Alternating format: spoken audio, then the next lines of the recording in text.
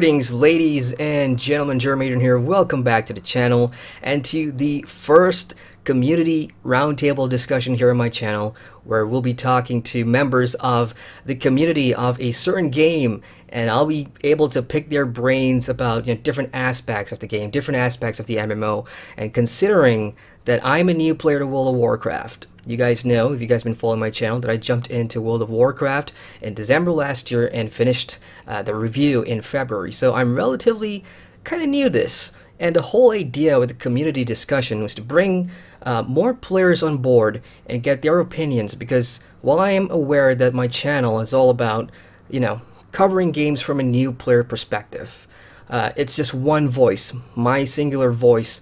I do appreciate the community, the sense of community that I'm trying to build here.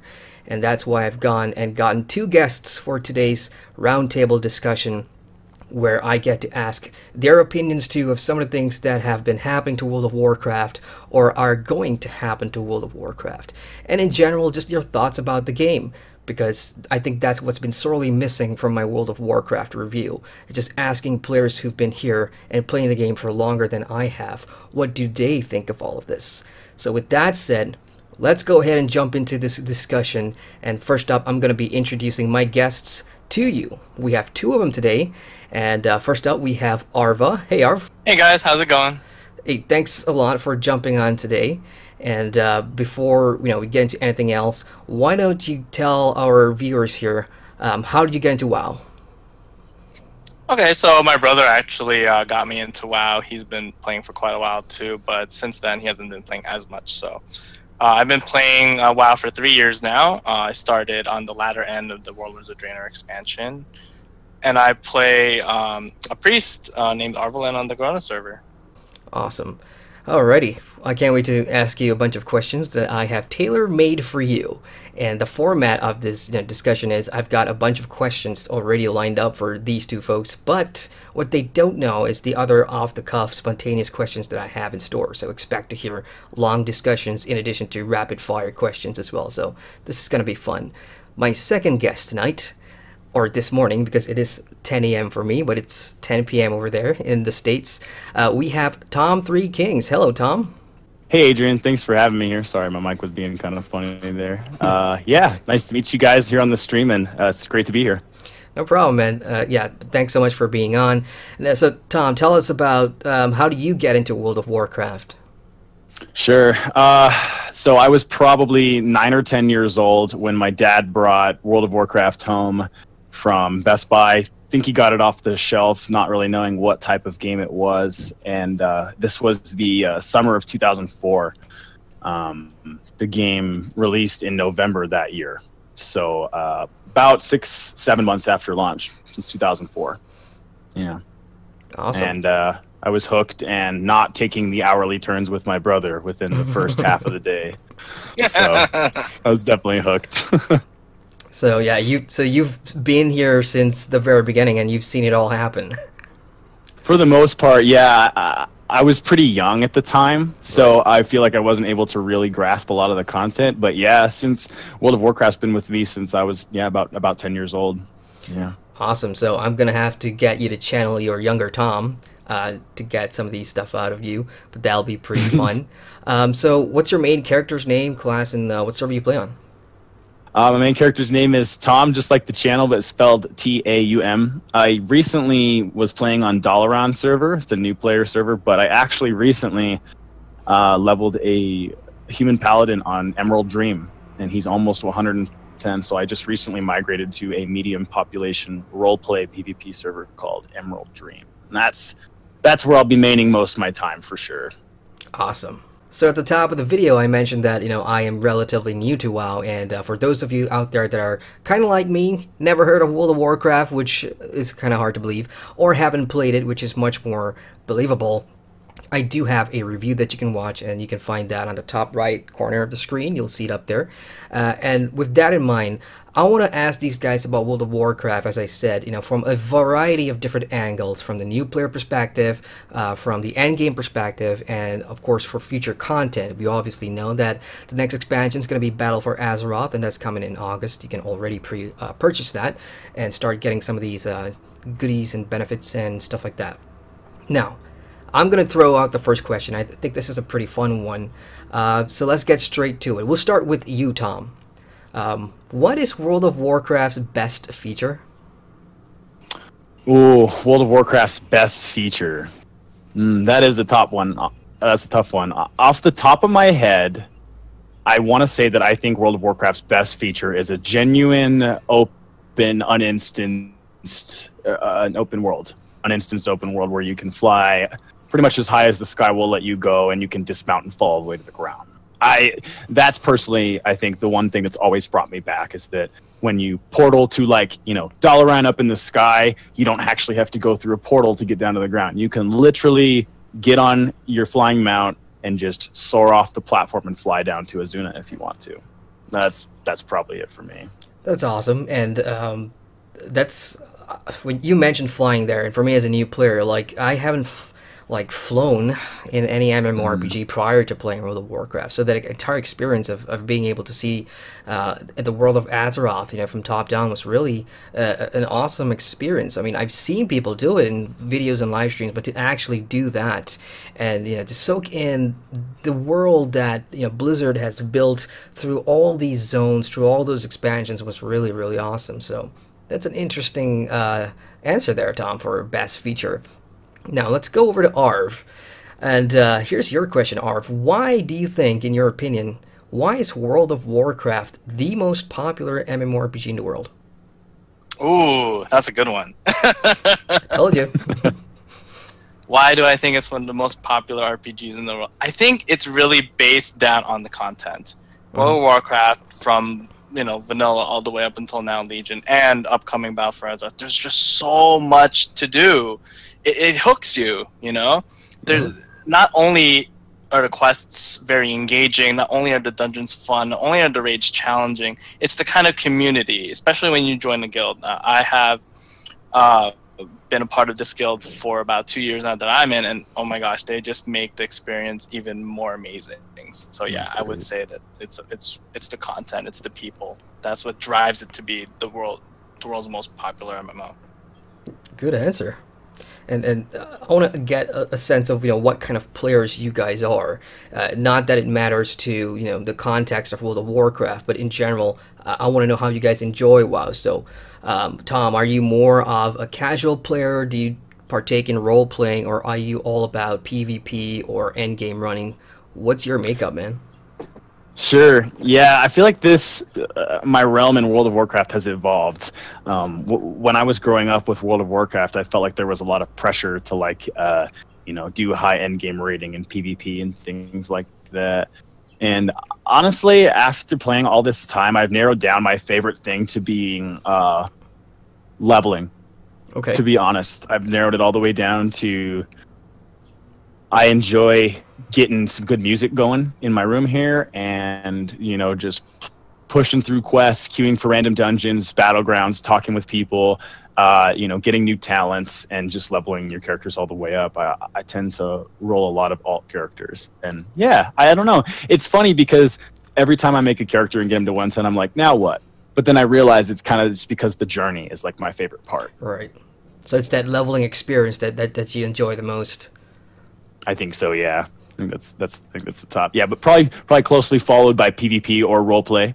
But roleplay is a fairly new thing for me since I migrated to the roleplay server. But there is a really cool niche of role players on WoW, for sure. Awesome. What about you, Arv? Ever since I started playing MMOs in general, and it's translated over into WoW, I've been, you know, similar to Tom, and leveling is, you know, very, very engaging, like I said before. But for me, I love raids. I love healing raids. That's what I am. I main heal mostly for my guild, but it's about the challenge that I mentioned before as well. It's about getting a group of people together and coordinating them and making sure that everybody's up to speed on what the encounter is gonna, you know, hold, and try to get it done at the highest level. And when you get a boss down, that feeling is just that feeling of, like, glory. Like, yeah, we took out, like, you know, for example, just like Arthas, I'll use Arthas from Wrath of the Lich King. Like we just took him down. Like it's such an amazing feeling. So a lot of the journey of getting to the max level, which is currently 110 right now, then going into the raids and encountering these bosses, there's just something about that that's just so much fun. Alrighty, you mentioned something in there like dungeons and raiding and taking on these bosses. So I'm going to bring in a bit of the end game or the dungeons into the discussion. And you know, in comparison to a whole bunch of MMORPGs out there, when it comes to this, you know, the sheer amount of instances or dungeons and raids that one can run in any MMO, I think it's fair to say that World of Warcraft does have a lot of these. And over the years, obviously, we've seen them, you know, improve or go back and rework some. And 735 have come in, and we'll talk about that later too, and have changed, you know, somehow some of these dungeons, especially for new players like me jumping in now, how we see and experience it. And I want to know your thoughts about, you know, in comparison to other MMOs you play, where does World of Warcraft rank in terms of their dungeon designs and their raid designs? Never mind how often they come out, because we know as a subscription MMO, Blizzard's always going to be pushing for that because of a large player base, and there is an emphasis on endgame because I think majority of MMOs out there must do that, emphasize the endgame to retain players. But I just want to know from a quality standpoint, how does World of Warcraft's endgame compare to other MMOs you've played? We'll start with Arvin, we'll go to Tom. Okay. It's up there. It's top notch. I have played other MMOs before, but the sheer amount of challenge and difficulty and varieties of difficulty is up there. You can go from doing a casual, like what's called looking for raid difficulty, where you pretty much just queue up and then you get grouped with a bunch of random people from all across servers. And the difficulty isn't as hard. But then as you go up into the higher difficulties of normal, heroic, and mythic, the challenge is there. Like I was saying before, the coordination is there. So I would rank it as pretty much right up there with any other MMORPG in terms of quality and challenge. What about you, Tom? Yeah, the WoW dungeons are killer. The system has evolved a lot. It kind of started with people having to, I don't know if you guys know this, but, you know, in the earlier expansions, before there were even summoning stones, you know, everyone had to group up and, you know, run all the way to the instance portal together. And for example, some dungeons like, you know, Wailing Caverns, the portal was past a bunch of elites, you know, so it was a bit daunting to even get to the challenge itself. But I would say in terms of the endgame dungeons, one of my favorite features that they throw in to keep the dungeons fresh and fun are a couple features. One being mythic keystones, which is a system where if you beat a mythic dungeon, you'll unlock a keystone for any of the other dungeons that are available in Legion, but it'll rank it up. It'll go from 1 to 2. So then basically you can beat that dungeon for higher level rewards based on how high the keystone is. And you can complete it in certain time requirements to get more rewards. Now, that is probably one of my favorite features about Endgame Legion because, you know, in Warlords of Draenor, when you started to, in my guild, when we started to get geared, we did our first mythic dungeon and it wiped us out. You know, we couldn't even beat it. But by the time we had gotten enough gear and understood the mechanics, mythic became as easy as heroic. However, Legion adds new mechanics to the higher level keys, and that makes it keeps it fresh. You can always push for quicker times or you know, just try and beat a higher key. You know, I remember one of my guild they got their highest key they've ever done the other day, and it was a big deal. So yeah, I think this game is one of the best in terms of endgame dungeon content. Mythic Keystones, yeah! Yeah, Awesome. heck yeah. I mean, Mythic Dungeons, like, I still haven't ran any, but I have done a lot of research on that.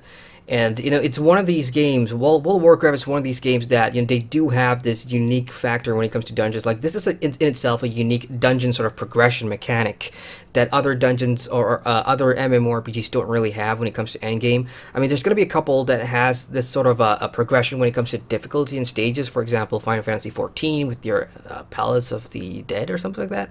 And a couple of other MMOs which are not coming to mind, but I think World of Warcraft with its Mythic Dungeon, I mean, it's become a thing of its own. It's like, you can categorize it as its own thing, like, oh, Mythic, it's its own thing. You know, instead of just raids or dungeons, Mythic has become its own thing where people can just be like, oh, I don't want to do anything but Mythic today. So in that regard, they've managed to add a new category for players to experience the end game, and I think that's pretty cool. If I may mention one more thing regarding dungeons, is that cool? Go ahead, go ahead. I forgot to mention it because it's kind of a tie for me between Mythic Keystones and Time Walking. Time Walking is a feature that allows you to go into the interface panel for looking for group with a pre-made party, and you can queue straight up for dungeons that are from previous expansions. And it comes on the WoW calendar. You'll get a weekly event. Burning Crusade Time Walking just ended. So during that whole time, everyone's able to queue for old Burning Crusade dungeons. It scales everyone back down to 70, and you can get gear that's decent for people for progressing, but you can earn badges to unlock like one of the epic flying mounts from that specific expansion. And every time they do Time Walking for a different era, the rewards rotate. So you always have the ability to go back and do the old dungeons, and it's valuable too for the weekly quests and so on. Now that's something I've actually done, and I've done it with both of you too, individually. We've gone and done some time walking stuff, and that's right. I will have to agree, like that is one cool feature, because it takes new players like me to going back to an era where these dungeons used to be relevant, and I think time walking allows these dungeons to be, relevant again, and compared when paired with scaling and everything, it's just a fresh challenge, and it's a smart way for Blizzard to, what's the right word here, reuse older content, but in a very clever way, because the rewards, like Tom said, are very much tangible. So I'll agree with that. I think time walking is a pretty smart idea. Can I just add one thing there to time walking? Sure. Where it's different, like how Tom said. It scales you down to 70. So this is what the dungeons were like at 70. So you can't just be like, oh, Mr. Heroic Tank, and just barrel into 14 mobs and expect to be kept alive. Right. You're not going to be alive. I tried. As a healer. So mechanics are different. It is. It really is. So it's still fun though, but then you have to tell them listen, we got to actually form a strategy here. You can't take on all 14. We might have to just take on 4. Kill them and then we move on, shall we? But yeah, right. I love time walking dungeons. Now that we're on the topic of dungeons, rapid fire time. Tom, off the top of your head, name your favorite dungeon in World of Warcraft. Off the top of my head, Dead Mines was the first thing that came out. But that's a tricky answer, because I like the original Dead Mines. In Cataclysm, Dead Mines got changed, and some of the aspects of the Defias were taken away from it, and they were just kind of bandits that were working with this sorceress. I don't want to speak too heavily because I know I'll get corrected on the lore. I don't know it that well, but the original Dead Mines, was really challenging. It was the first dungeon I ever did in vanilla as a gnome warrior. No clue what I was doing. Far too low level. Not good enough gear. Got lost on my way back to the instance portal, and I think it's probably from a nostalgia factor, because it was just literally the most daunting they could think of, and I wanted to finish it with my group so bad. I think it took 4.5 hours. It was fantastic. What about you, Arv? Oh, the first thing that came to mind was Mythic Vault of the Wardens here in Legion. Ooh, good one. We took about 2 hours in that one, just because the mechanics in there were different. They were new. Just really quick, the last boss, she throws these invisible walls. They're not invisible. You actually have to hold this light source to find the hole between the walls. And it was tough when you're just in there for the first time. You're like, I don't know what's going on. And if you don't find the invisible wall, you're going to be punted off that square platform. You're going to die. So yeah, that's definitely one of my favorites, if not my favorite. Awesome. All right. I'm going to ask, earlier on, we were talking about content, and 735 came up, and I said I was going to talk about that. So let's go ahead and get you guys' opinion on patch 735. For players, or for those of you that have never played WoW, patch 735, which came earlier this year, introduced zone scaling to the game for the first time, which kind of means that, as a player, moving between zones is more seamless, and you're able to finish the zone as much as possible when it comes to finishing quest change, and you will get the comparable XP longer. So that means you can also stay in a zone longer before you have to move on, because I jumped in World of Warcraft before 735 came out, and I made my way up to level 60 or 70. And my experience from that, one of the major disappointments for me as a player that wants to see and soak everything in, is that I can't, because if I remain in this zone for too long, I will be under-leveled, and I want to move on if I want to level at a quicker pace. 735 came out when I was about questing in Mr. Pandaria, and that really changed things for me, because it gave me that option to, okay, I can just pick and choose my zones, and if I want to finish something, I can go and finish it. And at the same time, I wasn't, there was no need for me to rush things. But the biggest difference there is that enemy mobs on the landscape got beefed up, so it's no longer a face roll, because that's what it was for me. If you go back and watch my leveling streams pre-735, you'll see that killing mobs is super easy. I can pull a lot at a time and just go through them like candy. And even dungeon bosses and mobs, they all go down pretty quick. After 735, things took longer to kill. And I made a video on YouTube about it, and the feedback was kind of split. A lot of players were like, this is great for new players, this is great for me if I want to level alts, because it's not going to be boring anymore and all that stuff. By the same token, there's other players who feel like, oh, it's slowing me down now. Oh, why did they have to make this, such and such? So I've got two people here that do play WoW, and I haven't really gotten their opinion on 735. So let's start with Arv. What do you think about 735? Good changes for World of Warcraft or not?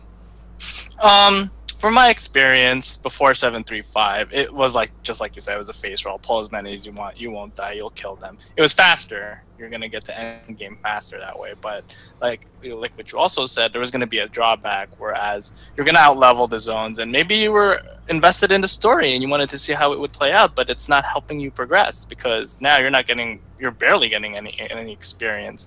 So I believe that the 7.3.5 patch was good, in that it offered players a chance to complete their storylines, and also it gave an actual challenge. Yeah, you weren't one-shotting stuff anymore. You actually have to think can I pull that pack of 5? Am I going to be able to survive that pack of 5? Okay, which skills do I have? Do I actually have to CC a few things, this and that? So yeah, I believe it was a good update to the game. What about you, Tom? Overall, yeah, I think it was a fantastic update, because before 735, I didn't want to level alts. Right. My heirlooms were the heirloom items, which, for those of you who don't know, are items you can buy with gold that have the armor has an experience boost attached to it. You can get up to 50% experience if you have the 5 pieces. And you can get weapons, but they don't offer any experience as well. And you can pay gold to upgrade them. Say the original heirloom will scale to 60, but you can pay to upgrade it to 80 and the 90 and 110, so forth, things like that. Yeah, since I was questing before 735, it wasn't fun, because you didn't complete your rotation if you were fighting a single mob. Rares and elites weren't very scaled up. And yeah, you would outlevel your zones before you could finish the quests. And for me, someone who wants to, I want to check out Syrian Gorge, but I'm only level 45. I don't have to wait till I'm 52 now. And I think that's a really positive thing for new players too, because a lot of people have been playing WoW forever and they know which zone to go to after which one. But the fact that now, when you get to new level tiers, you get suggestions in your adventure guide of which zone to go to, and you get an introduction quest, and you'll actually be there for a considerable amount of levels. I think that added a tremendous amount of value back to the leveling experience. Awesome. Yeah, I can agree with that. All right, changing the tone a little bit now. We'll start with Tom. What annoys or frustrates you about World of Warcraft?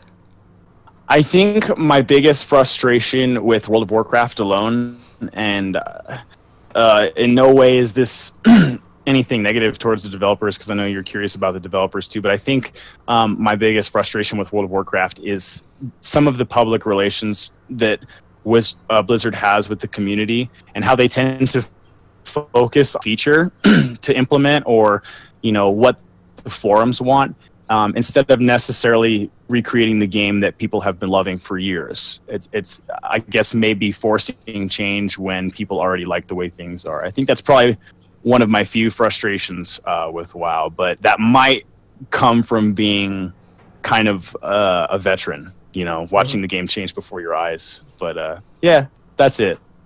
That's it. That's it. Just communication between developers and player base about systems that are where, I mean, based on what you're saying, it's like if it's done, if it's not broken, don't fix it, kind of thing. Yeah, exactly. You know, people fell in love with vanilla, and Burning Crusade was, in my opinion, kind of a rendition of vanilla again. And Wrath of the Lich King, you know, was kind of a expansion upon the concepts that existed in Burning Crusade. But at that, the game started to change. You know, cinematics became really popular. You know, the reskins for the character models became really popular, and those are great advancements. But yeah, WoW doesn't, in my opinion, need all the new features because people already love running around and, you know, killing kobolds to level up. Right. What about you, Arv? What annoys or frustrates you about World of Warcraft?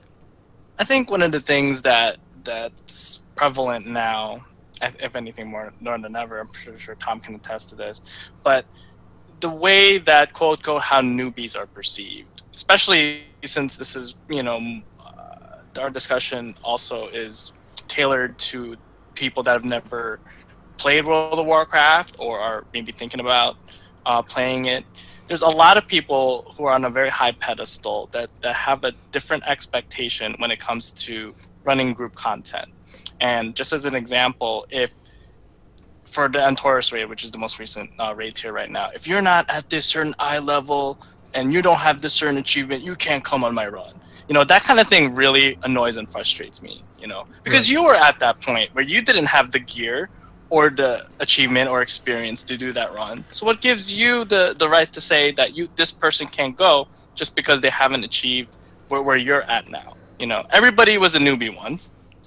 So what I think people need to do is get off their high horse and just let's just have fun. Let's all learn together. And I have seen a lot of pre-made groups where people are like, listen, this is not this is not like anything high end. We're here to learn. We're here to progress. If we need to, you know, wipe this many times on a boss, then we will. You know, we're not looking to one-shot all the bosses in one given night. So yeah, that is one of the things that really annoys me. It's a fair point. I mean, that's I would classify that as a community thing, right? And yeah.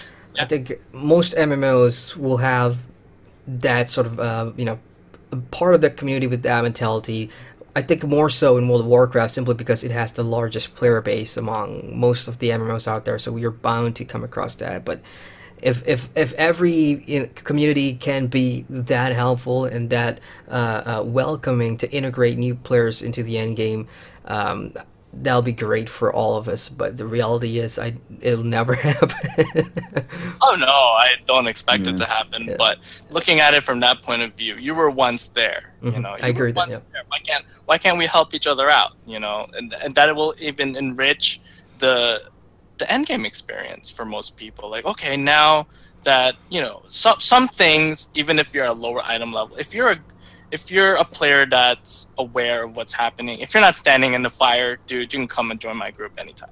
Right. I don't care what item level or experience you have. If you can get out of the green stuff, the red stuff, or the purple stuff, you're good in my book. So this also poses like an interesting discussion, like a sub-discussion of this. So is it more of a community, the community's responsibility, which takes more precedence? Is it the community's responsibility to kind of like teach players, or do the players need to do a lot of homework themselves and take some responsibility? Because we already know that World of Warcraft has a crap ton of content in terms of dungeons and raids. So is it up to them to you know, look up these dungeons, learn the fights beforehand? So what do you guys think for World of Warcraft? Which is it? Should it be a combination of both, or is one severely lacking than the other? Like for me, I'm lazy. I really don't do research, but the cool thing about WoW is, you know, they tell you the fights in game itself. There's like a panel that's gonna open. I forgot where this was, but it tells you what the boss fight mechanics are in game itself. But a lot of people don't know that. A lot of new players forego that entirely and just jump into content expecting to wing it, you know? So the community that's been there for the longest time, this kind of frustrates them too, because it's not up to me to tell you what you should do. I mean, some people expect you to know this beforehand. What do you guys think? Anybody? So I would say that, yeah, I think if you want to be prepared, as Illidan would love to say in the game, you have to do a little bit of homework. But also, you need to also get in there and experience it. So I would say it's a little of both. Right. You need to get your feet wet, obviously, to experience, like, okay, go ahead. Yeah, I'll just add, that's my preferred way of learning. I prefer to learn on the go, because that puts a very visual imprint on my mind, and that is muscle memory for me. If there's a new raid out that I haven't played yet, and if I'm reading it or watching it, there's no substitute for you learning on the go, like going in for the first time and actually doing it and failing, because there's no better feeling than learning that way, because you already know, I've experienced it. I know where to stand now, I know what killed me, and I know this is not going to make people happy because I'm learning on job. But for me as a player, that's my preferred method of learning. Sorry, Tom, you're going to say? Oh, no, you're good. I like what you guys are saying. I think Blizzard has assumed some responsibility for teaching mechanics. Now, like implementing with 7.3.5, they implemented higher experience rates for killing rare creatures that are out in the world. Now, you'll come upon them and they'll have like a silver portrait and you can kill them and they'll drop potentially gear, but they give you a good amount of experience, especially in the lower level scalings. And a lot of those bosses, since the scaling, have been tuned to the point where they're pretty challenging, especially if you don't have heirlooms and you don't know, per se, about like when to stun your opponent or when to interrupt a certain heal. With WoW having so many expansions, they can only tune the previous content so much, in my opinion. But once you get into like the level 80 era and start seeing the Cataclysm zones and Mists of Pandaria zones, you start seeing more quests that teach you like how to not stand in the Fellfire and things like that. And while I think all those things are really good, I think WoW just comes from such an old platform. Adrian, I know that you've played Neverwinter, the MMORPG, and do you remember in the intro scenario how the archers have like a red fan on the ground, and it says you have to get out of the arrows to not take damage, you know? WoW doesn't necessarily have like a ground reticle to show all the AoE damage. So unless you have a specific add-on, you're basically just going to start taking damage if you're standing in the fire. So I think Blizzard's on the right path with teaching, but I think, in my opinion, when it comes to an MMORPG like WoW, learning the hard way is the best. Learning that not interrupting that boss's mechanic, wiping your raid 3 times, is going to make you interrupt that mechanic. Yeah. That's kind of how I see it. Standing in the Fellfire, right? If you're standing in the Fellfire, if you do it more than once, I'm not going to heal you. I'm sorry, bro. You gotta learn. Going down in the first phase. Don't expect a battle res anytime soon. I mean, this whole discussion is great, and you know, it's reminiscent of me as a solo player, you know, because it's going to be, you may be listening to this and shaking your head, but you know, as a solo player, that's really the experience. I mean, if you jump into all this stuff with your guild and you have a friend on Discord to talk to, it's a completely different experience, because you know, there are people there's a safe net for you. But as a solo player, this is more than likely, you know, the way you're going to experience things. So this was a great topic to discuss. We're going to move on. Sorry, go ahead. I was just going to add, like, really quick, like, this is what guilds, like I was saying, like what I like about this game is what guilds are for. They're also a great teaching tool for new players as well. You know, coming, let's say, from a solo experience, you're with a group of people and know you're interested in raiding. You know, okay, well, we'll show you the ropes. You know, because we've been there, we've all been new to it.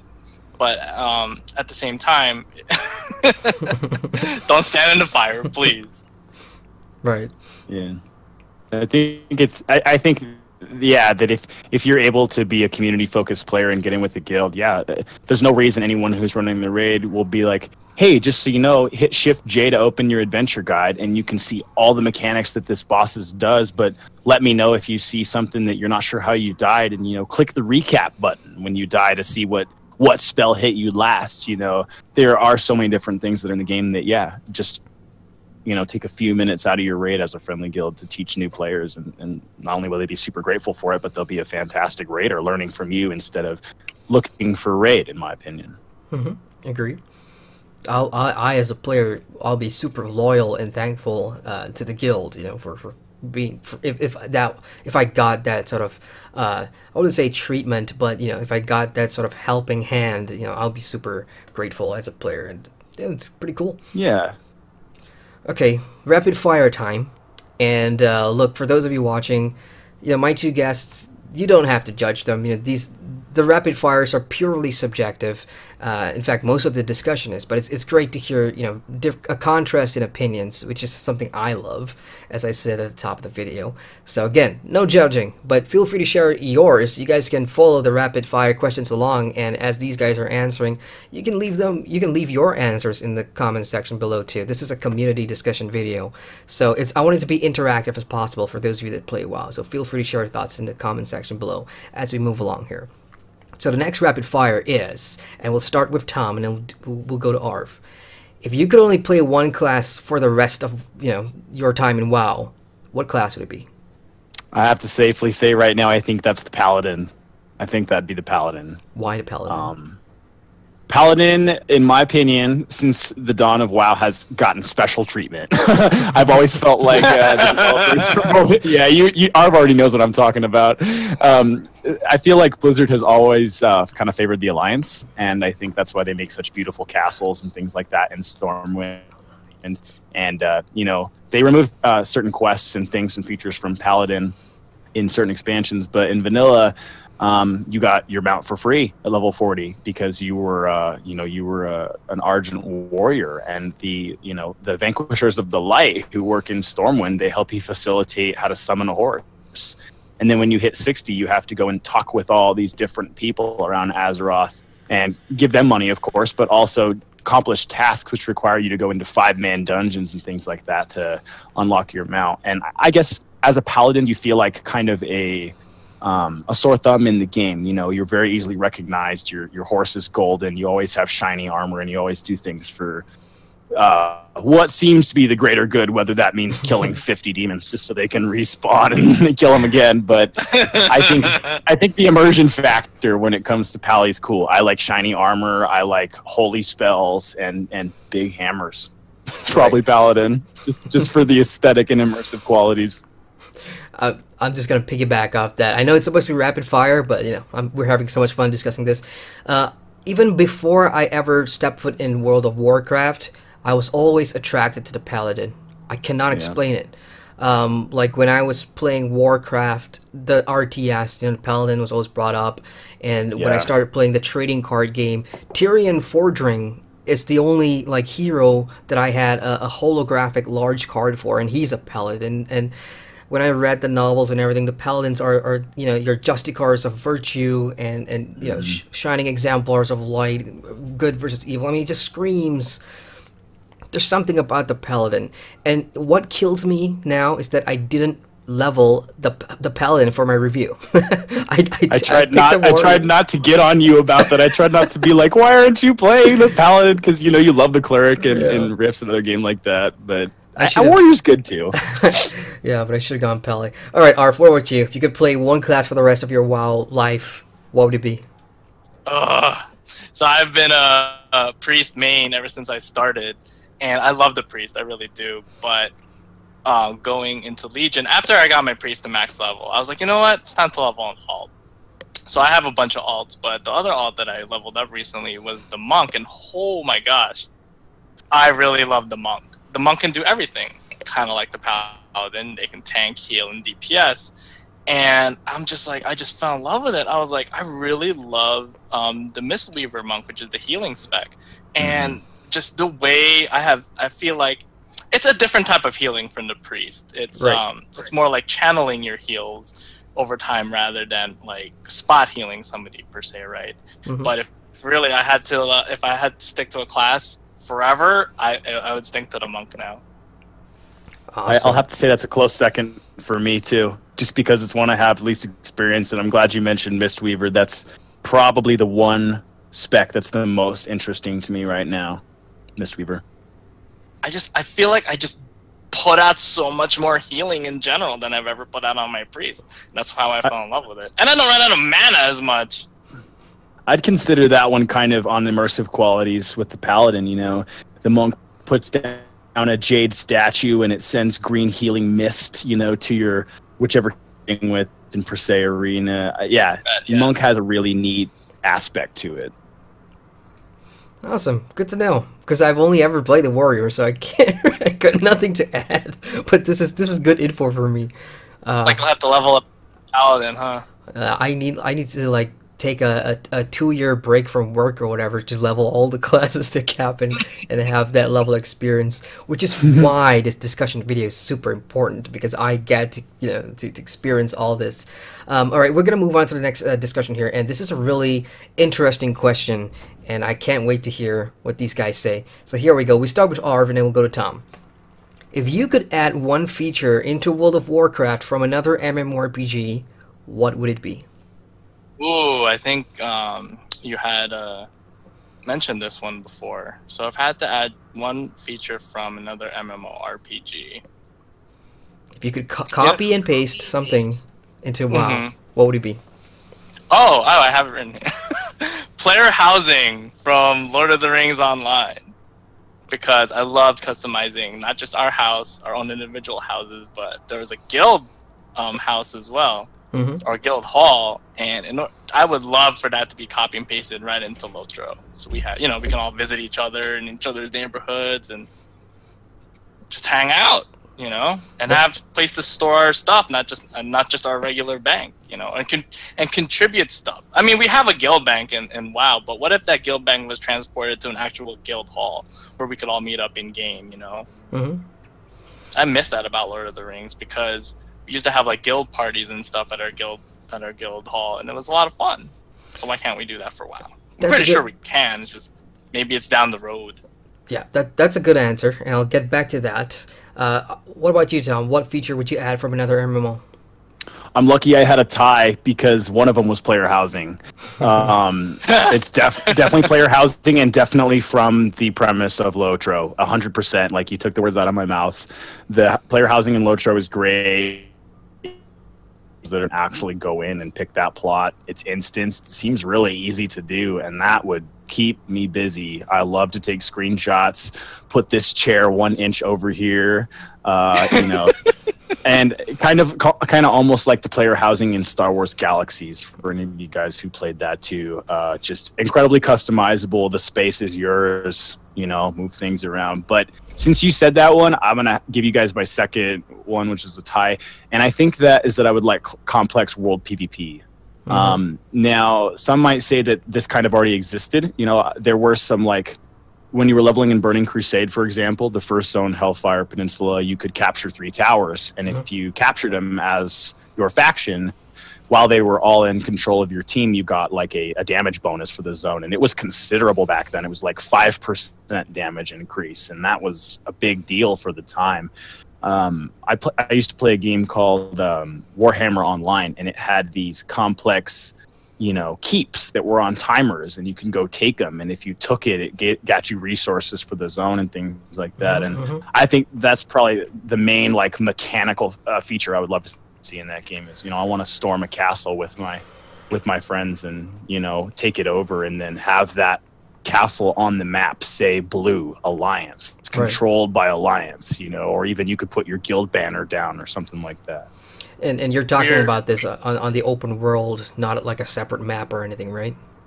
Yeah, correct. Okay. Within the zones that already exist, yeah. Okay. And I think that BFA is probably going to do some more stuff like this. Awesome. Yeah, with the Warfronts, it looks like something similar to that, but they're going to add in a little bit of the Warcraft 3 RTS elements to it, in terms of like gathering resources. Awesome, yeah. But like storming keeps, like storming, settlements and stuff, and I think changing it from blue to red or red to blue. So it's still in beta right now, but we'll see.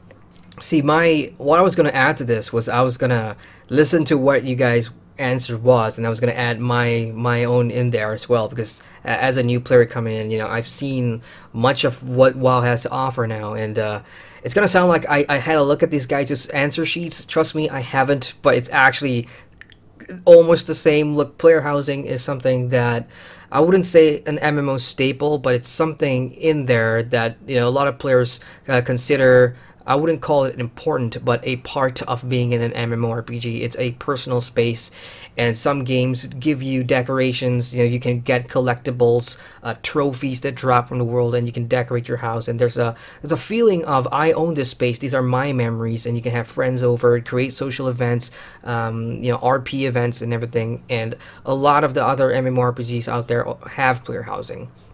And I was really surprised to learn that World of Warcraft doesn't. The comparison to that is that you do have all these class halls and garrisons. Class halls has more of a social feeling because you do see other players around, whereas garrison is more of a solo thing, really. So yeah, I would have said player housing. But Tom now brings in an interesting point, because I've done a bunch of the World of Warcraft PvP leveling up, especially Battlegrounds, and I've tried those 2v2, 3v3, what are they called? Skirmishes? Are they called skirmishes? Right. And those are fun. My preferred PvP, or my favorite thing to do in MMORPGs, I think it's no secret now, PvP is a big thing for me. And I love Zergy type big fights, castles, keeps, resources, siege weapons, that kind of thing. So Guild Wars 2's World vs. World is huge for me. I love that. I'm hooked. And if World of Warcraft can incorporate that, now I'm not saying direct cut and paste, because I haven't seen what these war fronts are going to be in BFA, so I have no idea what they're doing there. But just the general idea of having a large map where players of both factions can fight for territory, get resources, and have meaningful PvP progression in that way. So you reward the big Zergy groups, and you reward the small map roamers too. Give people a reason to fight. And I think that would make me jump into World of Warcraft if they have it. Elder Scrolls Online has it. And it all came from Dark Age of Camelot. That's where it all started, the three-way faction warfare and everything. So World of Warcraft only has 2 factions, which means that the fights are more, when you've got 3 factions, it's more chaotic and that kind of thing. But with 2 factions, when you've got Alliance and Horde and a huge map doing this, I think there's an opportunity for more personal fights. And if there's like a weekly leaderboard in terms of which Alliance holds this keep longer and whatever, and there's just so much potential there.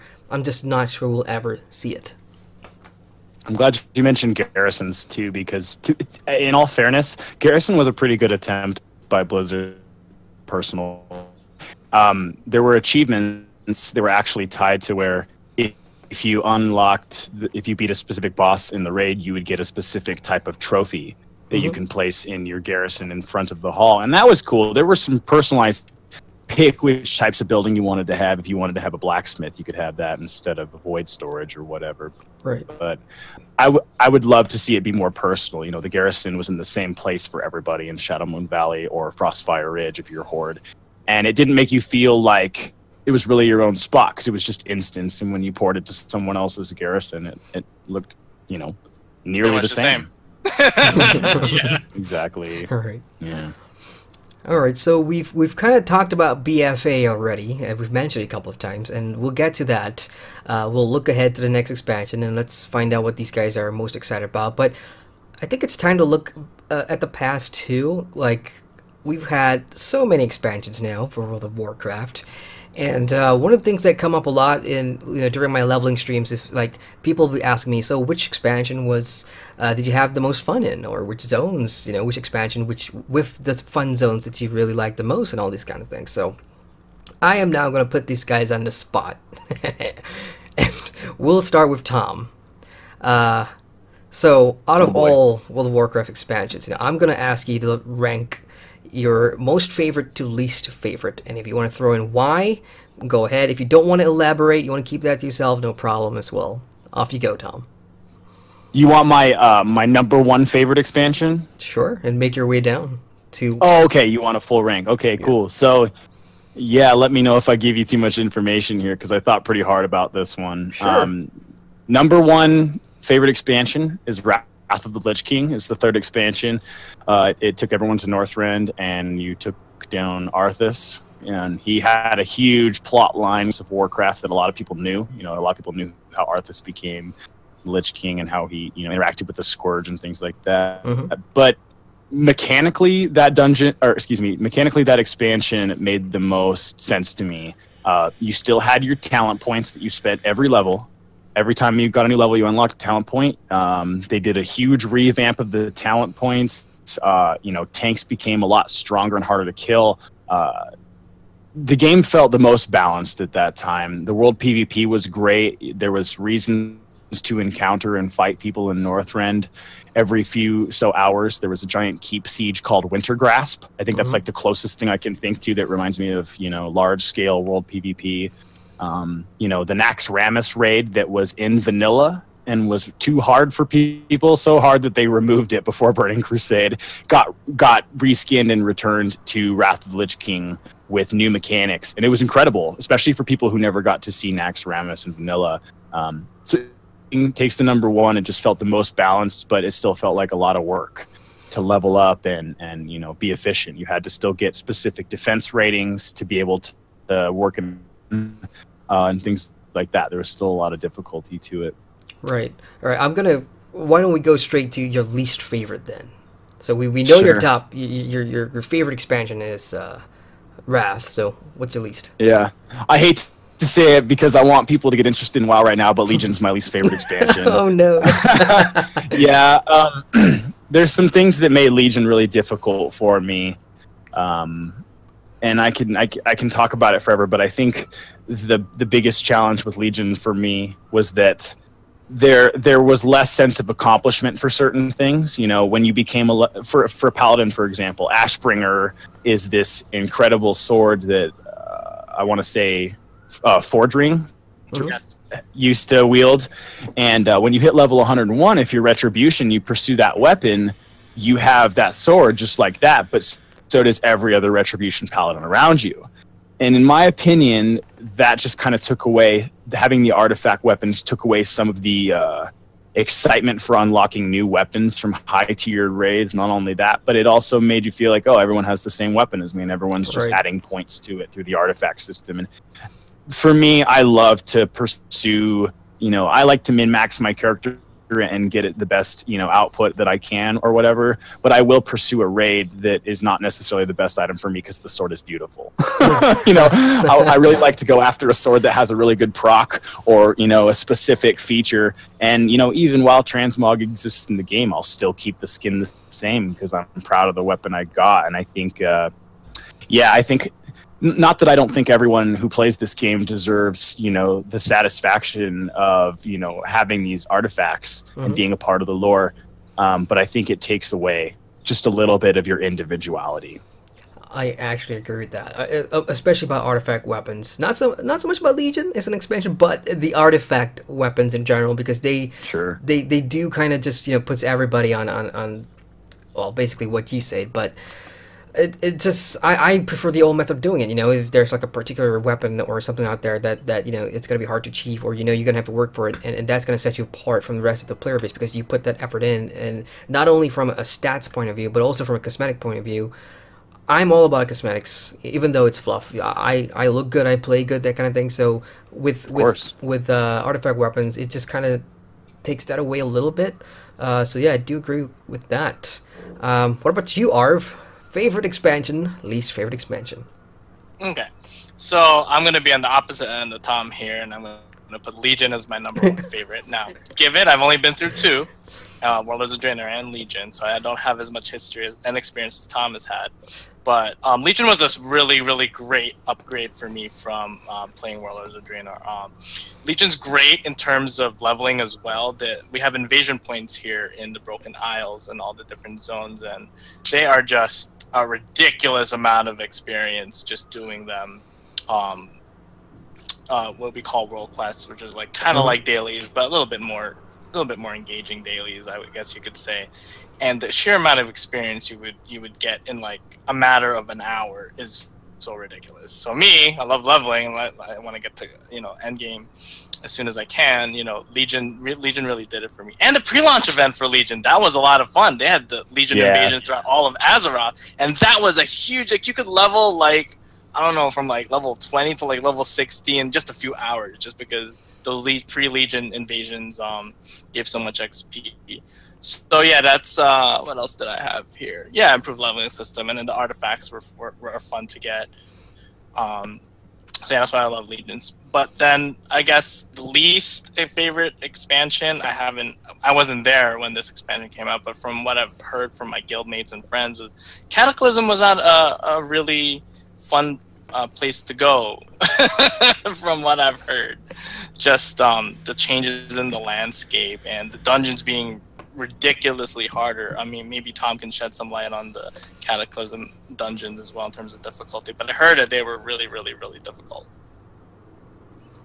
Right. To be fair, I actually didn't play in Cataclysm Live, but I'm glad you mentioned the pre-Legion invasion, by the way, because I kind of feel bad now. I feel like I didn't give Legion enough credit, but that's just one feature. But you're right; those were incredibly fun. You had demons coming out of the sky all over Azeroth, and you had to defend your home. That was great. Yeah. Awesome. So my order of expansion, for me, you'll have to wait and see because that's a separate video. Teased. That's a separate video that I have coming up just before Battle for Azeroth. You should see that video. But I will share some things. I mean, for those of you that have followed my journey going up to WoW, you know, it was like every week I was in a new expansion kind of thing because I was playing so hard to try and get myself up there. And I've been through these expansions and I've tried to soak in as much as possible, you know, getting the feel for each expansion, what they offer, what the story's like. And it's hard to try and imagine what that must be like when, you know, this expansion first went live. Because as you would imagine for a game that's as old as WoW, the player base isn't necessarily there in these early expansions, and you know some of the content it's dated, and that's one of the things too for me. Like I love jumping into MMOs and doing it chronologically, going up through all the expansions because I was able to experience not just from a technology standpoint in terms of what new systems and mechanics that change over time, but just how the quality of the writing for the stories and everything just changed with each expansion too. And based on that, logically, you would think the best expansion for me would have to be Legion. Because it's the most modern. It has everything that you'd expect from an MMORPG that is out today. You wanted to have better graphics, better cutscenes, fluid combat animations, more convenient systems, and to a certain extent, I think Legion delivers on that point because as an MMO, I think it's trying to stay up to date and stay relevant, and this is one way for them to do so. But by the same token, there are lots of players that love some of these things in the older expansions, like Wrath, for example, even Cataclysm, even though people said that Cata was the point where they quit WoW, and I can't imagine why, because I wasn't there. So there's lots of different nuances when it comes to expansions that, you know, I think you'd have to grab a room full of WoW players from all kinds of backgrounds and experiences to get a full laydown of each expansion and what those expansions meant to them. For me, the entire expansion experience, based on everything that I've just said, I would have to say Draenor, going from Pandaria to Draenor, was when I noticed that World of Warcraft has arrived in the modern era. That was the point.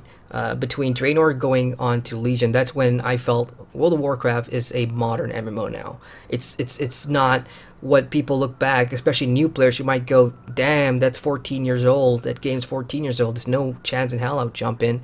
But if you stay around and you level to Legion, you will see that it had to reinvent itself in many different ways to get to the point where it is now. And Legion is a reflection of that. For better or for worse, that's for the larger player base. Go ahead.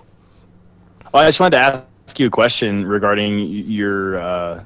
So you said Warlords of Draenor was when you felt like the game became modern? Mm-hmm. What did you say? Would you say you felt any of that in the Mists of Pandaria zones at all? A little bit. Or bit. Would you say that it was mostly Warlords of Draenor? Because I like your perspective. Because I only have my view on the expansions as they've come out. But right. That's interesting to hear. Well, Pandaria was when... So there's two different classifications here. Like, when I say modernized from Draenor onwards, I think holistically I'm looking at everything. Quest design, storytelling, visuals.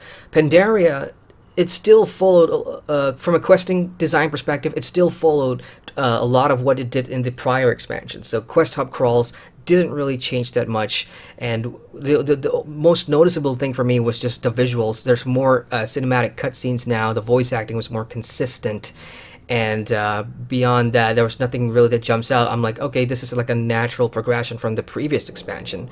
Whereas when you get to Draenor, things really change because the quest chains and everything, they're more, some people will argue about this, but I felt they were more coherent in some ways. At the same time, they give you more options to expand. You know, okay, this zone or that zone, and some of the things that you have to do in between as well. They'll introduce you to garrisons, which is something that you can, you know, go off and do at the side, as opposed to just following this MMO on rails, this theme park that's already set the path for you.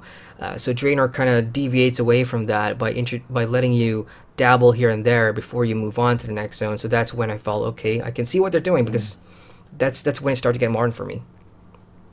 I like that. I think that's really interesting in relation to the fact that Warlords of Draenor, I think they don't report their sub counts anymore, but I believe Warlords of Draenor was one of like the all-time lows for subscribers since Wrath of the Lich King.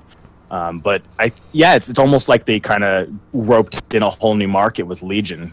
Because you say they modernized the game, and that maybe pushed some people away. But there's a ton of people playing Legion right now. That's for sure. Yeah, I mean, I think with the current player base too, like a lot of WoW players, because you got to remember, especially for MMOs, in fact, for anything out there in the world, there's always a silent majority. There's going to be a very vocal few players on YouTube, on Discord, on Reddit, Twitch, whatever, and then there's the silent majority. I think a lot of people just soak in the new changes, and I think for the most part, they are improvements to the game, especially when we talk about visuals and the fluidity of combat, which may change. We'll talk about that later too. So yeah, I would say, for new players, I think Legion is something that they would find more enjoyable, and then when they want to go back and experience those old expansions, then that's up to them. Does anybody have anything to add before we move on? I like your guys' perspectives. That's cool. Yeah. Interesting. Very interesting. Right, so sticking with the nostalgia theme, we've already talked about expansions, what's our favorite, what's our least favorite, and we've already looked back there.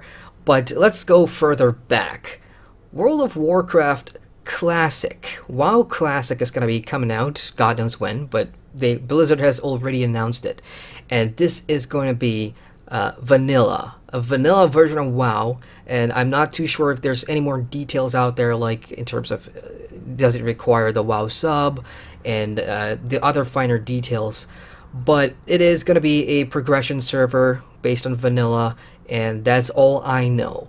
Now, I want to get these guys' opinion on WoW Classic. Let's start with Arv. WoW Classic, I mean, it's definitely nostalgia. Don't know if it's a cash grab. So your opinion, necessary or just to appease the fans that have been playing on these other unofficial vanilla servers that got shut down? In terms of necessity, I believe that, yeah, classic servers are not such a bad idea. If anything, I think it's a good idea, because my guild and I have actually been talking about it, and we're like, you know what? Only a few of us know from what we've heard from the people that have played classic or vanilla. We're more curious, be like, how was it back in the day? How hard really was it? How many boars did you really have to kill to get to 60? That's great. How many boars? But my guildmates and I, 5 of us, have talked about making characters on the vanilla server and nice, doing it as a group and seeing how ridiculously hard it was. How grindier it is than the way it is now. Just to interlude here, I will be on there as well, so I'll definitely catch you on there whenever that gets released. Yeah, so I don't think it's such a great... excuse me. I don't think it's such a bad idea. I think that maybe there is a cash grab option. I haven't heard anything about it being, subscription only, or is it available to everybody? I don't know if they've really let out a lot of the details on it, because, there was that big, just a few months ago, about the Nostalrius vanilla server that I think was shut down because there was that kind of lawsuit thing that Blizzard slapped on them. So they had to maybe work with them or something like that. I wasn't really too keen on the details, but basically, I guess this was like a way, like you were just saying, maybe to appease some of the people that just want to play vanilla. Mm-hmm. And you can't fault them for that. Why not? I mean, it was an experience.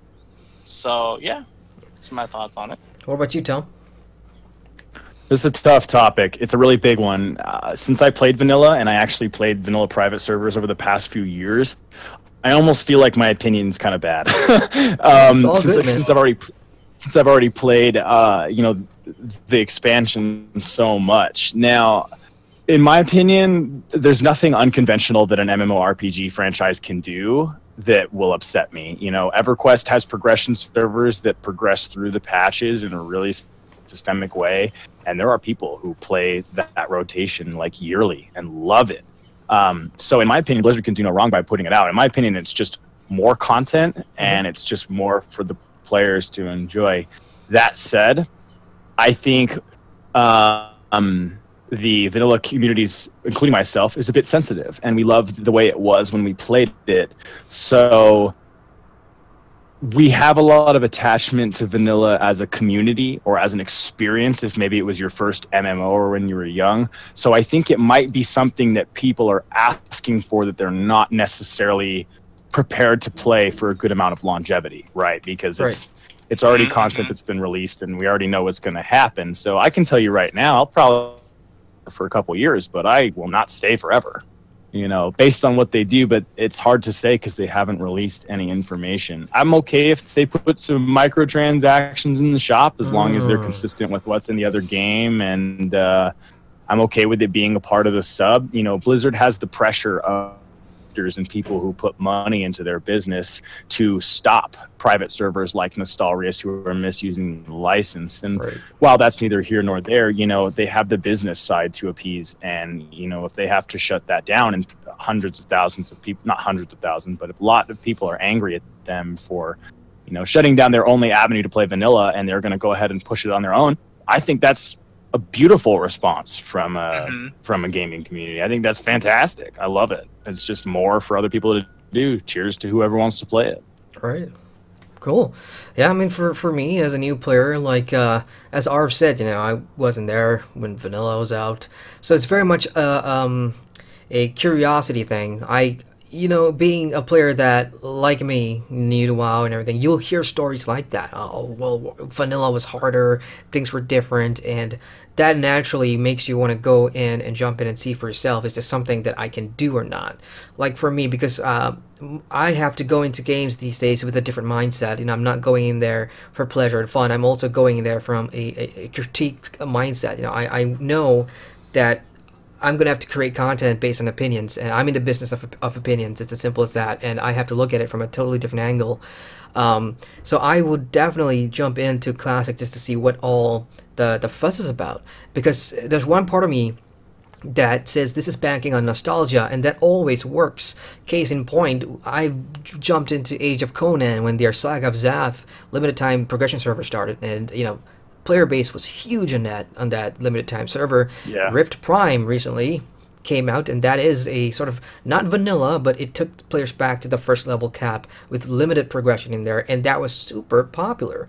So banking on nostalgia is going to work.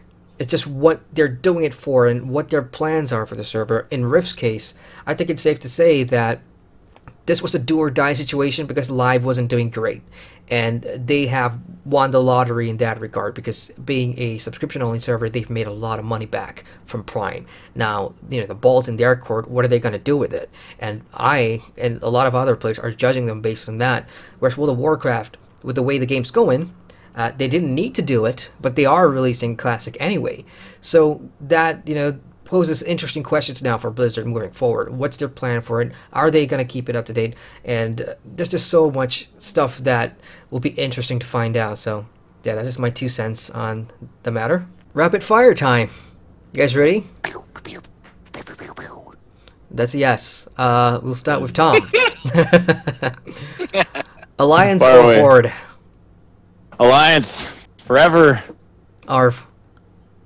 Alliance, for the Alliance. Holy shit! I'm for the Alliance too. So we're all Alliance junkies. Why does nobody breathe and die horde. What's wrong with the horde? I mean, I have horde characters that I play. My monk is on the horde side, but there's just I just made an alliance character first, and I think for it's the totally alliance. aesthetic for me. I have tons of horde characters, and every now and then I'll want to play an orc who swings axes, but I don't know. The humans and the gnomes and the night elves seem just, I don't want to be judgmental, but they just seem more peaceful, and it's I like their capital cities and the questing zones. If back in the day, if you rolled horde, you had to spend 20 levels in the desert. So if you're alliance, you could the barons, for God's sakes. Oh, yeah, screw Stranglethorn, man. I hate that place. I know you didn't like that place, but it was jungle. Yeah, I mean, like in the cinematic where Anduin just breaks all of WoW's rules and does Holy Barrier Mass Res all at the same time. I mean, how could you not love that? He's got a great macro.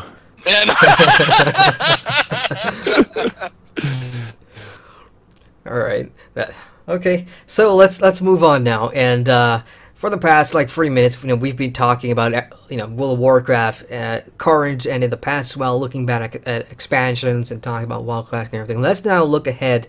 We do know that the Battle for Azeroth expansion is going to be coming up real soon. August is the month that it will release in. As I said, you can already pre-purchase the expansion right now. So I'm going to throw this out to you guys out there. Based on what you know is coming out and what's going to be changing with Battle for Azeroth, what are you excited for or looking forward to the most come Battle for Azeroth? I'll start with you, Arv.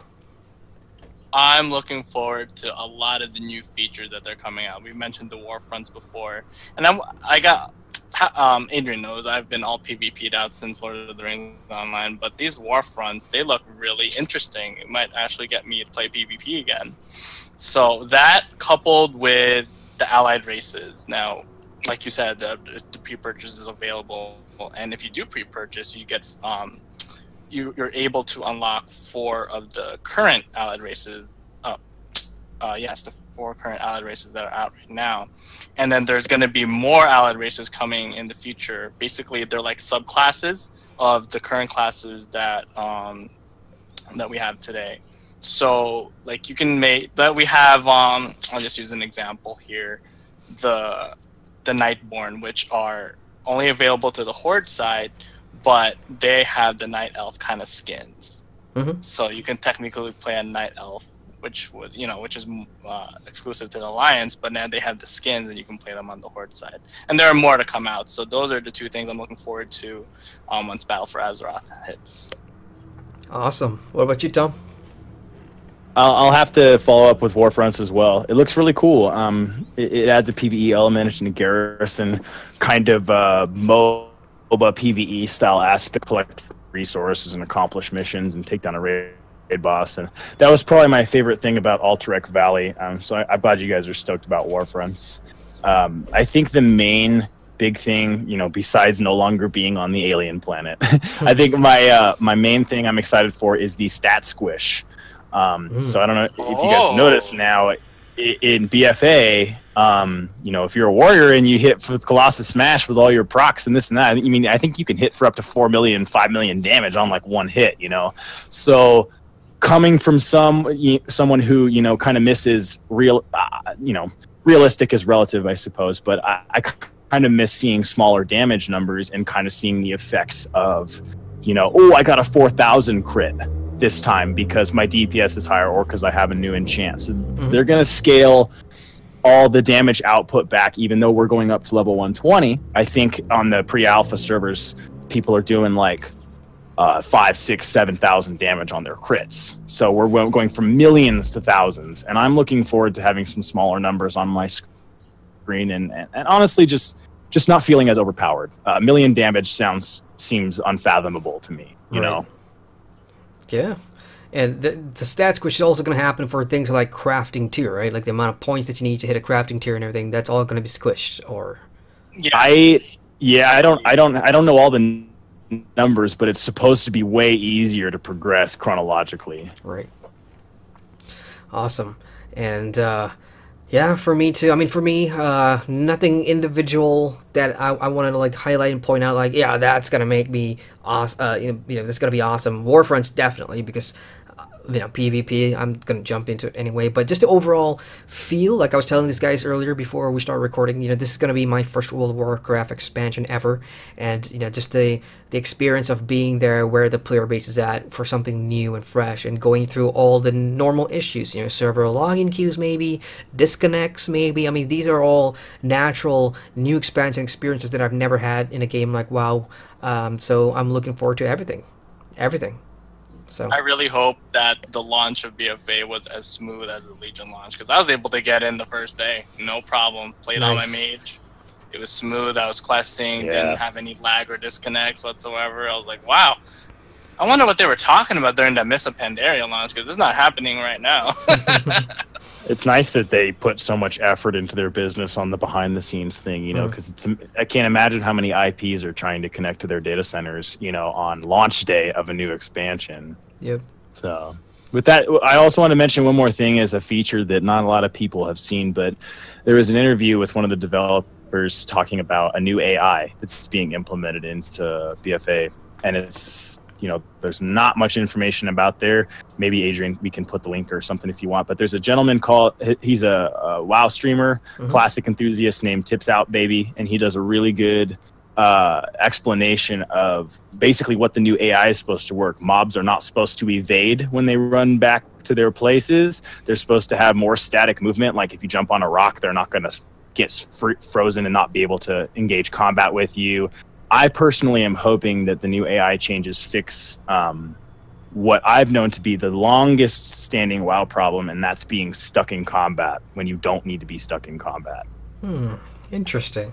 So that's just a small tinkering thing. I think it didn't get put on blast that much because it's, a smaller feature. But, you talk about Warlords of Draenor becoming modernized. When we start seeing new BFA mobs that react more realistically with the environment, or if you line of sight them and things like that, I think that's going to add way more immersive qualities just to I agree. collect 10, kill 10. So. That sounds really awesome, and I'm just picturing all the times I've fought mobs around Legion and even the past expansions, and just wondering this is a case study too in terms of how Blizzard are kind of reinventing that wheel of modernization. You go from face roll, then you go to 735, and then you give the mobs a little power back, and now they're making the mobs smarter too. In a way, not saying that they're gonna react differently or fight differently or anything, but it's just gonna change a couple of things that I think they shouldn't stop just there. I think if they can go and add more things to it, we may have a different quality or a different feel to combat, which could be interesting. And I heard something about this. Go ahead. They're gonna implement this kind of AI into the island expeditions, which are these 3-man scenarios similar to the Lord of the Rings skirmishes. If anybody's played the Lord of the Rings, it's 3-man. Yeah, it's a 3-man. Okay, we're doing it when it goes live. You said this was from Ion? Which game? Lord of the Rings Online. The skirmishes. Oh. Yeah. Gotcha. Gonna be similar, where you kind of have to defend a point, or eventually a boss is gonna come. Yeah, so. Only if Adrian teaches me how to play captain. Sure, no problem. I'm in. Sounds good. I'm kind of rusty myself, but yeah, sure. We'll see how this plays out. Gotta have my Lotro Pally too. Exactly. We'll see how this plays out, right? Was there anything you wanted to add, Arf, about the... No. Okay. No, that was it. All right. So speaking of combat, this is a current hot topic discussion currently going on because there's going to be... Blizzard's currently testing some combat changes on the PDS right now, and it's revolving around global cooldown for a couple of...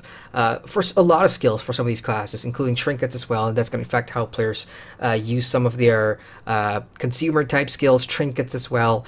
And I've looked into this, and I would love to hear what these guys think about it, because they've got more experience in WoW compared to me, and I can only speak about the combat based on, from December all the way up to now, where I'm currently playing. And for a preface, before I let you guys go crazy on this, I'm going to say that right now, as the combat is right now for me, playing a warrior at level cap, I mean, it feels smooth, it feels fluid, the animations are great. The cooldowns already on the class that I play, or the classes that, you know, it's going to be different, because you're going to have melee classes that have more skills that are not on a global cooldown. Yeah, just to give the combat a better feel of pace. So the pace is better for melee combat, for melee classes, because that's important. If your melee class feels really slow and sluggish, I guarantee you everybody will be rolling like a hunter or something. On the other side, you know, you've got classes like mages, which has all these cast times and everything. So taking all of that into consideration, and now we know that they're putting a bunch of skills on the GCD to slow things down.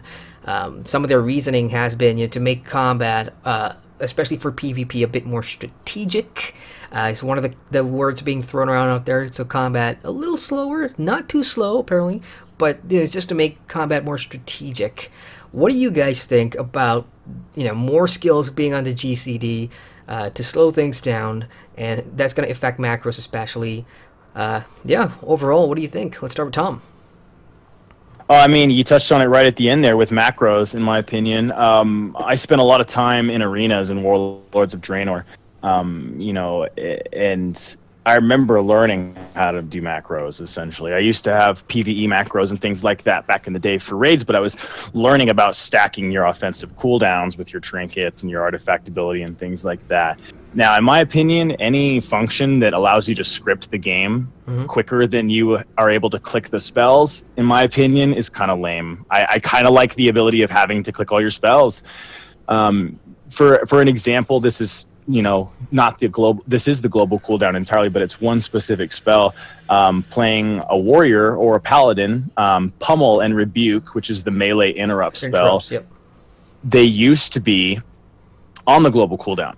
I can't remember when this stopped, so I don't want to say anything, but like in vanilla, for example, if you're fighting a boss and the boss does the spell 5 times and you have to interrupt it, back in the day, if you hit a spell and you were waiting for your GCD to clock back on your pummel when the boss does the ability, you'd miss it. You would completely miss the interrupt window, and that added the strategic gameplay to it. So in my opinion, for me to have to Path and Shield of Vengeance one at a time in order off my hotbars 100% makes PvP more interesting. I think it adds the element of, you know, which spell do I pop first? Do I pop my shield before my DPS boost? Because you can't just macro them together anymore. So I think it's great. I think it's fantastic. I miss waiting for auto attacks, you know, the impact of the auto attacks from your damage. And I don't really like, you know, a build where you stack haste and make your global cooldown as small as you can, and it's click, click, click, click, click. You know, I really do kind of like slower paced strategic combat. In theory, I think it sounds great. Awesome opinion, and I'll get back to that. Let's go to Arv now. What do you think, man? Wow, everything that Tom said, and from what I've read, yeah, I've told Adrian this before. I haven't had access to the beta, so I haven't been actually able to test this. But that's what Blizzard mainly has said, was, you know, to reduce or to pretty much eliminate the use of macros and go to a more strategic, more brain using instead of just click, click, click, click. That was a great example, Tom, of Pummel and Rebuke. I didn't even know that they were on the global cooldown before. You know, I'm just so used to them being off the global cooldown. I think it's really hard, and that this has been a hot topic, as Adrian has said recently, because a lot of people have been screaming like, oh, it's going to slow down combat and this, that, and the other thing. Well, you'd want to test it out first to see, you know, how it goes.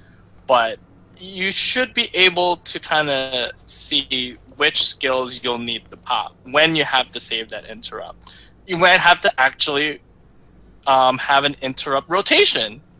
That's more of an advanced mechanic, because if Tom's Pummel is on cooldown, I have to have my Rebuke ready to go to interrupt that boss on the second interrupt, or else we're going to die most likely if the interrupt isn't interrupted. So I don't think it's such a bad idea. I think that, you know, since we're currently in the beta right now, it's still being tested, and remember, this is beta, so everything's still subject to change, and we'll see how it goes once we go to live. And it's really hard to condemn something if you haven't actually experienced it yourself, I would say. Right. I like that. A lot of the stuff that I've been seeing, YouTube comments, forum posts, Wowhead comment section, other people hijacking my streams for Rift and telling me about this. Not a large majority of people aren't a fan of these changes because they are kind of the opinion that, you know, if it isn't broke, don't go fix it. They're kind of happy with the way it was before. I think from Blizzard's case, that it's just a matter of them trying to freshen things up for whatever reason, which could also mean that in BFA we could see we could see fight mechanics that will incorporate a more reactive use of some of these skills, especially as Tom and Arv mentioned, interrupts and a whole bunch of things. And just to hark back on what Tom was saying about macros, this is me personally speaking, very subjective here, I hate macros. Macros kind of ruins the fun for the class. When you jump into a game and you find out it's macro heavy, the first thing you do, and this is to no fault of the new player because it's so embedded in the community, is you go and find the best macro for your class and you stick to it without actually going in and learning the ins and outs of your class.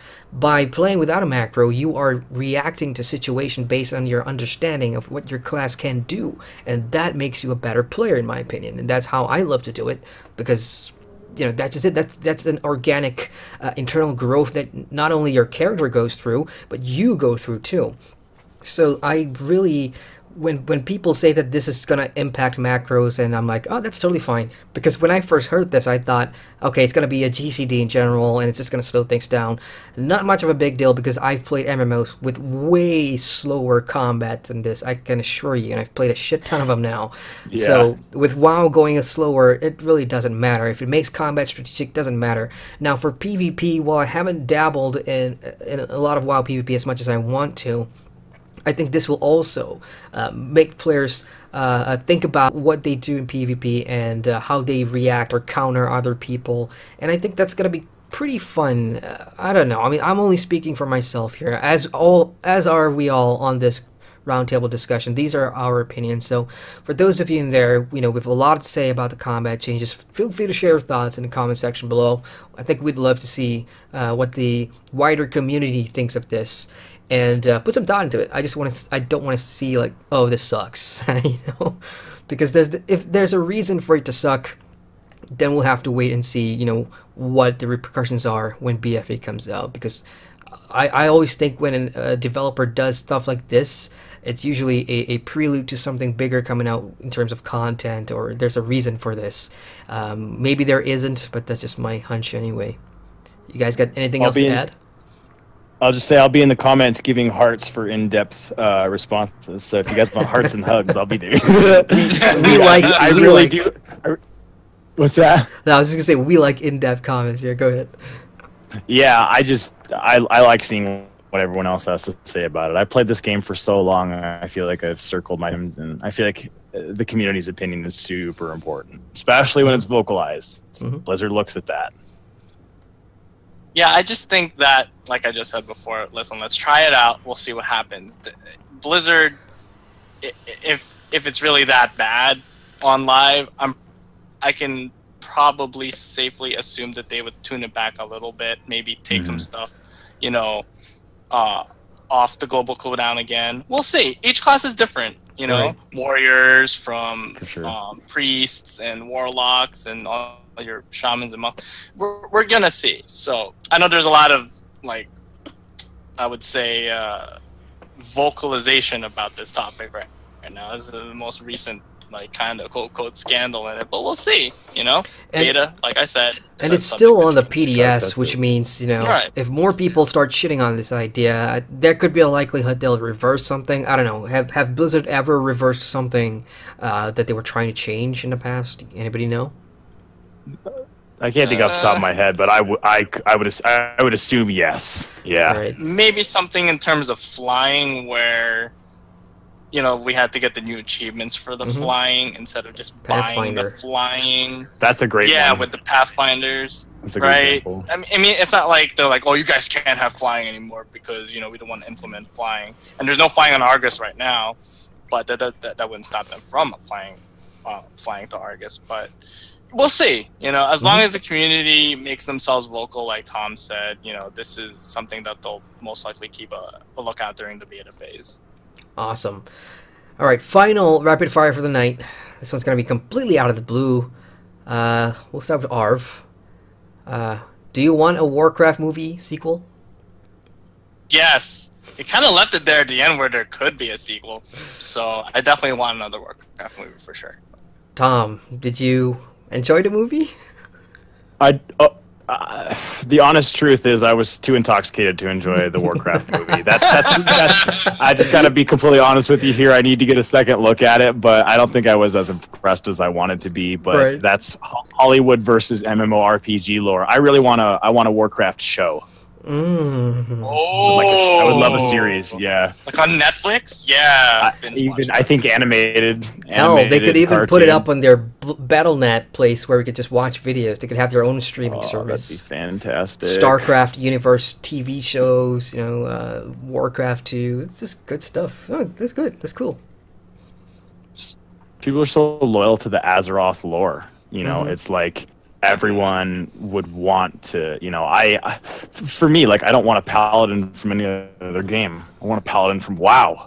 You know, like, I would love to watch a show that's themed around WoW just because of how, like, glued to the Azeroth I am, you know, the WoW lore.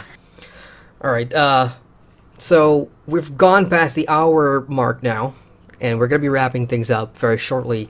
So I've got a couple of, you know, questions left to ask. I'm going to ask this, and you guys, if you want to cut, you know, make your answer short, or you just make it a rapid fire, that's all on you guys, right? So I'm going to ask this. I'll start with you, Tom. What's going to make you, or what does Blizzard have to do to make you quit WoW? What's it going to take? Oh boy. I think Blizzard will have to remove I think Blizzard would have to make a mistake that takes away a lot of the community play.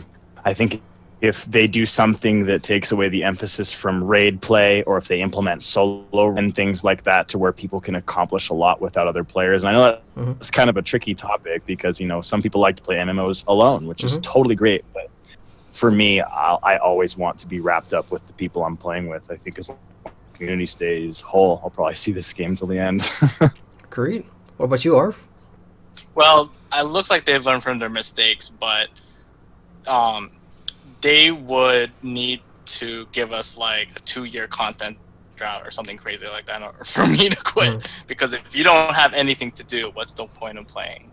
And they learned from that from Warlords of Draenor. You know, I think it was like a year and a couple of months of just that last raid tier, and that's why we were all looking forward to Legion. Like, oh my god, there's something to do now. It was slow. I don't think, since like I said, they learned from that, so hopefully they won't do that again. Awesome. Pretty loyal. Good stuff, guys. Final question, and this is more of a, you know, speak your mind kind of thing. If there's any new players watching and you've stuck this far, then, you know, this question's for you guys. We'll start with Arv. You know, what would you say to new players to try and get them to try WoW? Why should new players play World of Warcraft? I think that since the first 20 levels are free, that should be a really good incentive. Try it out, even if you've never played them. This may be your first MMORPG. Definitely try it out for the first 20 levels, and if you're hooked onto it, you know, sub and experience what we've experienced from veteran players alike to other new players that have just gone in. It's an experience, guys. It really is. It's the community, the guilds, the people that you play with, the streamers just like Adrian who, you know, stream the content on YouTube and other platforms like Twitch. It's an amazing journey. It really is. Like, not to sound all corny and, you know, like it's true. Deep about it. It really is. Like Tom just said, it really is. It's such an amazing, fun, glory-filled, frustrating at times. Absolutely. But you'll always want to keep coming back, no matter what. And I would encourage people to also take breaks too. Like, don't feel like you're obligated to play this game for, like, I don't know, 8 hours a day. It's not a job. It's fun. It's supposed to be a really fun hobby. So definitely give it a try and, you know, experience the World of Warcraft. Awesome. Tom? I think my advice, I thought about this a lot the past few years because I quit WoW for a bunch of years and came back and tried to, I've leveled so many different times with new perspectives to try and get me to, refine a certain flame that I had for the game before. And I think what I gathered from all that is kind of don't worry so much about other people's opinions. While you guys are here to hear what we have to say about the game, don't deal so heavily in absolutes like a lot of people do on forums. People will say, oh, this game's this, or this game's pay to win, or this game has this or that, this game's theme park or whatever. Perspective is a complex thing, and I think that when you get to experience something with your own opinion, hide the chat box if you have to. Turn off trade chat when you're in the cities, let the filter it to how you want it to be, because once you turn off what everyone else is telling you about the game, you find that you're just like, ooh, I loved that I just pulled 10 trogs and AoE'd them down, and that was good enough for me. It's just get into it for yourself and only do it for the fun. Awesome. And if that still doesn't convince you, hey, I have a review out on my channel that you can go and watch, and it's made for new players, and I'm just listing, the good, some of the bad, or largely, what World of Warcraft in essence is about, but nothing is going to substitute the experience of actually jumping in for yourself. So I think all of us here, having played WoW, it's earned its place. I would say, in the pantheon of great MMORPGs, and it's still up and running today. It's still coming out with new content. It still has millions of players, so billions of players can't go wrong, can they? That's like a testament to its legacy, isn't it? Yeah. 14 years. Name me another RPG that's still dominating at this point right now, competing with the other newer MMORPGs. Not that it's I hard. know of. Staple If name. you can't. Well, it's a household name now too. You talk to people who don't even play MMORPGs. You're like, oh, I play WoW. They're like, oh, my brother played that, or my uncle played that. Like it's everywhere. It's so big compared to like Lotro or something smaller. From a pop culture standpoint, it's not even like I'm not sure how it is for you. I'm sure for you guys over there in States, like you bump into people. It's like nobody asks, oh, do you play MMOs? It's like, hey, do you play WoW, or that kind of thing. Over here, it's like. I tell people, oh, I cover MMORPGs, and the first thing they ask me is, oh, is it World of Warcraft? Because that's, that's where it is in pop culture today. When you think of MMOs, you think of World of Warcraft. That's just how it is. So, the trend. Anyway, trust me, guys, I have a lot more questions coming from a journalistic background. There's so much more I want to ask these guys. But I don't want to turn this into a 3-hour video, and so far, this is it. This is going to be it for the first ever community roundtable discussion. I hope you guys have enjoyed this. This has been a epic blast to sit down and talk to these guys. Hope you guys felt the same way too, because this has been fun. I just love talking about MMOs and being able to talk to players obviously on an MMO about that MMO from a deeper perspective and hear opinions other than my own. It's really refreshing, and I hope you guys, viewers, that's watching, appreciates and did have fun with this. And if you want to see a part 2, you have to let me know, because like I said, there's so much more I want to ask, but I'm going to save that in case we do a part 2. And to my guests that have come on today, Arv and Tom, both of you guys, thank you so much for being on here. This was super, super fun. Sure, likewise. anytime. Been a blast. Great to be here. And I expect you'll be hearing from these guys a lot more in the future as we get closer to BFA. At the same time, there's other MMORPGs that I've covered in the past that I want to do these roundtable discussions for. So expect to see this hopefully in the near future. I'm still reaching out to various different people for some games, and it's not only going to be about MMORPGs. It could be a certain topic about an MMO too, if it's prevalent and relevant enough.